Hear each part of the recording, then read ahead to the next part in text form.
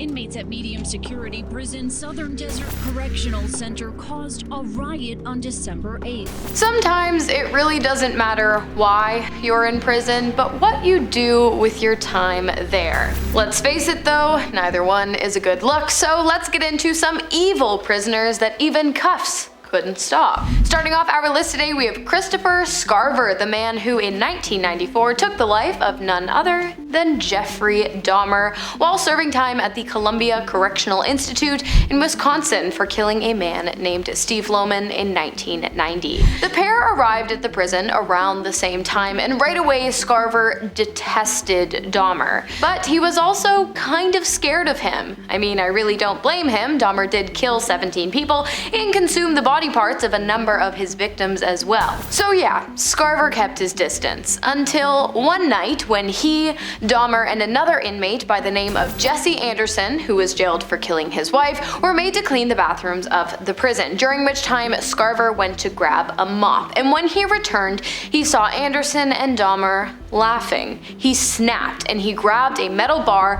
and he struck Dahmer twice, and then he beat Anderson both to death. In an interview, Scarver later claimed that he had become repulsed by Dahmer's behavior, his jokes, and the way he often organized his food to look like a human body in the prison cafeteria. After killing Dahmer and Anderson, Scarver was given 2 more life sentences. Next up, we've got James Elliott, who on March 18th of 2017 beat Donald Harvey, aka the Angel of Death, to death inside of Harvey's own cell. So, who is James Elliott and who was Donald Harvey? Well, James Elliott was a burglar, and Donald Harvey was a serial killer who worked as a nurse's aide and often smothered his victims to death with pillows. While Harvey claims to have killed around 70 people, he was only ever convicted of killing 37, which is not a small number by any means, but of course Harvey claims it was more, as they always do. Anyways, in March of 2017, Elliott entered Harvey's cell and beat him inches away from death. Harvey later died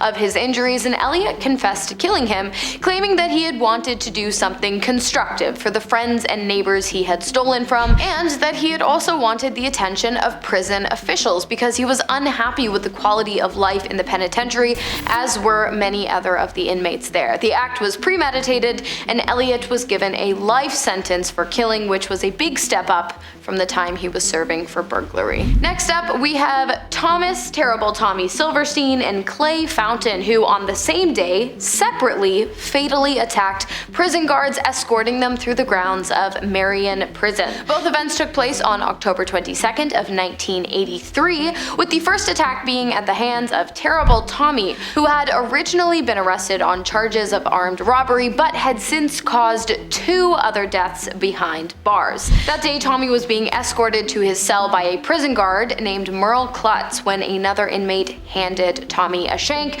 which he then used to impale Klutz 40 times, killing him. Just 8 hours later, in the same prison, Clay Fountain was being transferred by Robert Hoffman and 2 other guards when he was handed a shank by a fellow inmate, which he then used to attack the guards. Hoffman managed to save 2 of them before being attacked himself, after which he made his way to his son, another guard at the prison, before dying in his arms. This was the first and only time that 3 officers were killed on the same day in the same prison in 2 separate incidents.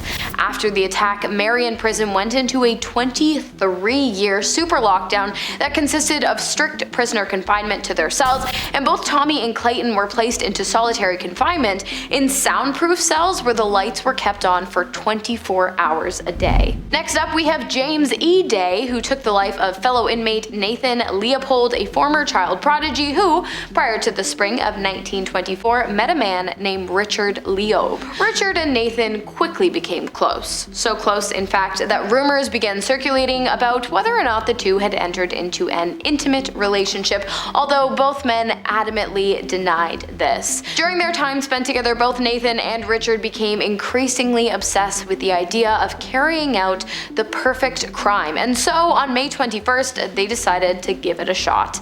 They forcibly took a young man from his home, killed him with a chisel, and then disposed of his body. They then sent a ransom note to the man's parents, who who had at that time already contacted police. The two were sentenced to life in prison for the killing, with an additional 99 years each for forcible confinement. While guards were ordered to keep Richard and Nathan, who had turned on each other very aggressively during the course of the trial, apart, they eventually ended up together, as they seemed to, and they even started a school while inside the prison. One night while Richard was showering, James Day came into the shower and he slashed him 50 times with an old-fashioned shaving razor. He claimed that Richard had made a pass at him, but considering the fact that Day had attacked Richard from behind, police believe that the true motive is still unknown. Now, usually at the halfway point, I try to keep things light, but today, that's not the case. On October 1st of 2011, two inmates worked together to take the life of a fellow inmate, Mitchell Harrison, in an incredibly gruesome and drawn-out way. Both perpetrators, Nathan Mann and Michael Parr, had been serving life sentences for killing when Harrison arrived at the prison to serve an intermediate sentence for the violation of a young woman.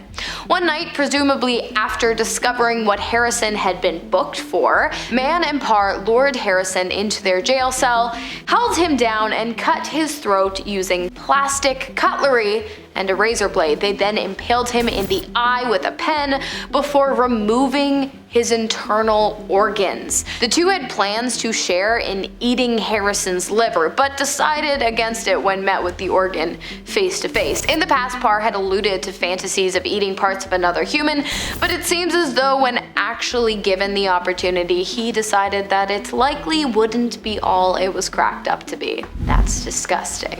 Okay, for this next one, I'm gonna switch things up just a bit, because instead of an evil prisoner committing a crime in jail, this one is actually about an evil prison guard, or an evil group of prison guards rather. You see, in 2009, a man named Rocrast Mack was arrested for attempting to sell $10 worth of an illicit substance to an undercover police officer.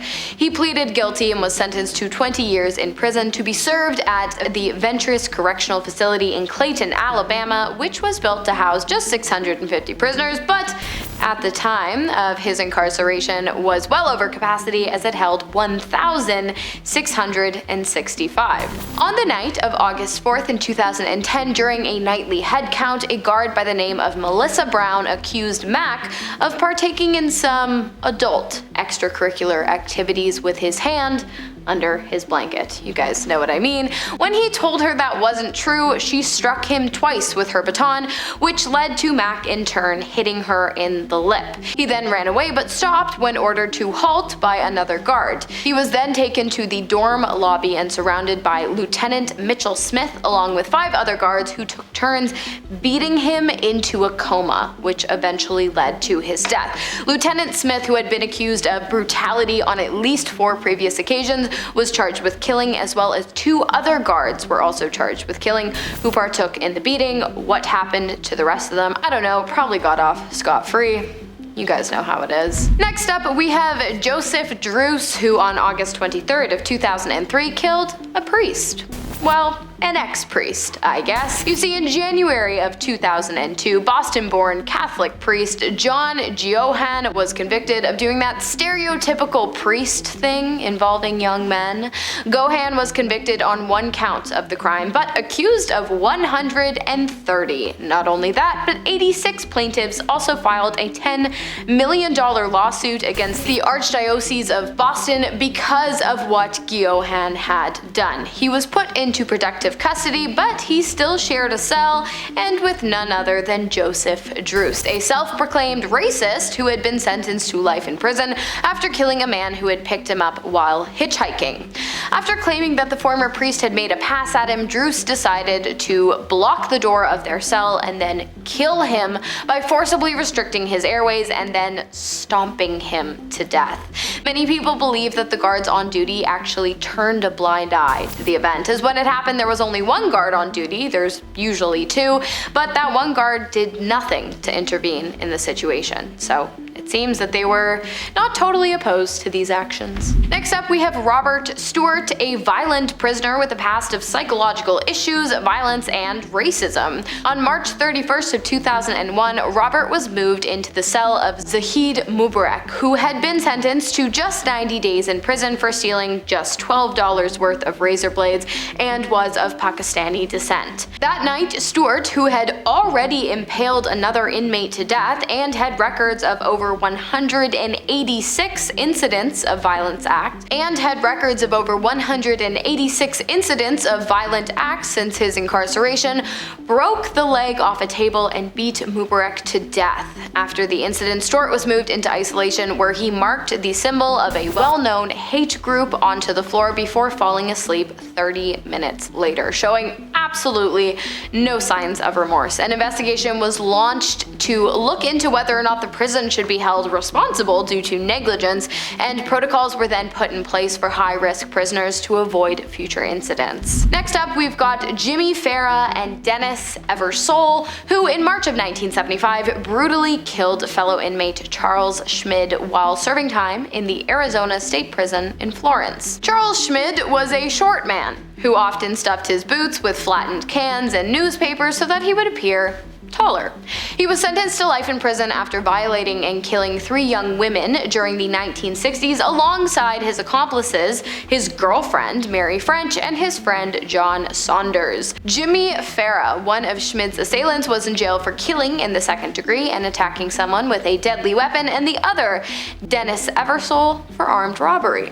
During the trio's time in jail, Schmidt maintained a fondness for annoying other inmates, and so one day both Farah and Eversole snapped. They attacked Schmidt, impaling him 20 times with a blade, causing him to lose both an eye and a kidney at the time, and his life just 10 days later. And finally, we have Fotios Geas and Paul J. DeCologero, who on October 30th of 2018 beat James Whiteley Bulger to death using a belt with a lock attached to it in the USP Hazleton prison in West Virginia, while a 3rd inmate, Sean McKinnon, stood watch.